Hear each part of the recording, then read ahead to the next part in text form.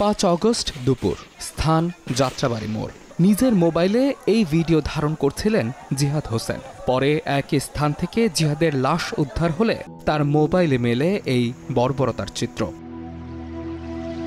পরিবারের ছোট ছেলেকে হারিয়ে দিশেহারা জিহাদের পরিবার। সেই থেকে অনেকে মামলা করার পরামর্শ দিলেও মামলা করেননি তারা। এই শহীদের বাবা হইলাম আমি, আপনারা কিভাবে মামলা দেন এটা আমার কোনো মাথায় কাজ করে না। এই 200-250 লোকের নামে মামলা দিয়েছেন, তারা আমার বাসায় আমাকে হয়রানি করে, আমাকে জিজ্ঞেস করে আপনি কেন মামলা দিয়েছেন, আমি আপনার কি ক্ষতি করছি? না বাবা, আমি তো কেউ নামে মামলা দিইনি। যে কোনো সরকার আসুক, আমার ছেলের বিচার যেন কঠিন ভাবে হয়। এই হত্যার বিচার আমি চাই এই বাংলার। কিন্তু জিহাদ হত্যাকে পুঁজি করে তার বাবা মাকে দিয়ে মামলা করাতে উঠে পড়ে লাগেন স্থানীয় আওয়ামী লীগ নেতা ওয়াসিউদ্দিন আলো।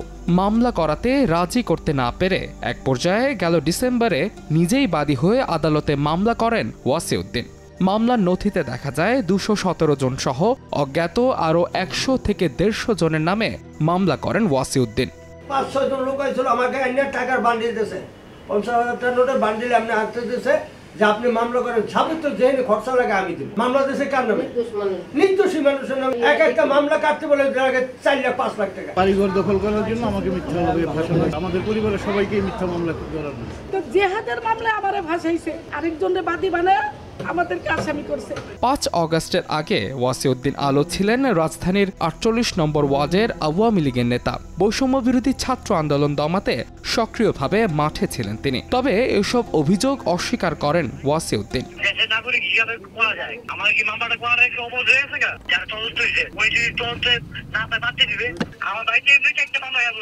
যাত্রাবাড়ি থানার ওসি বলছেন, নির্দোষ কেউ যেন হয়রানির শিকার না হন সে বিষয়ে সতর্ক আছেন তারা।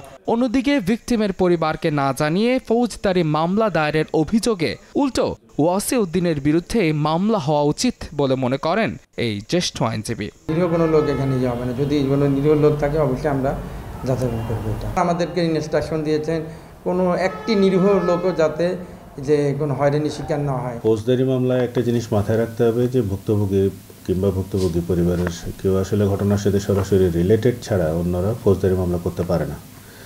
ওনার এই মামলা করাটার পেছনেই হচ্ছে একটা অসৎ উদ্দেশ্য আছে। ফলে ওনার বিরুদ্ধে আসলে এই ভুয়া মিথ্যা মামলা করার কারণে আলাদা রকমভাবে আইনগত পদক্ষেপ নিয়ে তার বিরুদ্ধেই মামলা হওয়ার সুযোগ আছে। তার মতে জিহাদ হত্যার সুষ্ঠু বিচারের স্বার্থে জিহাদের পরিবার কিংবা পুলিশ বাদী হয়ে মামলা দায়ের করতে পারে। মাহাদ ইসলাম ধ্রুব, সময় সংবাদ, ঢাকা।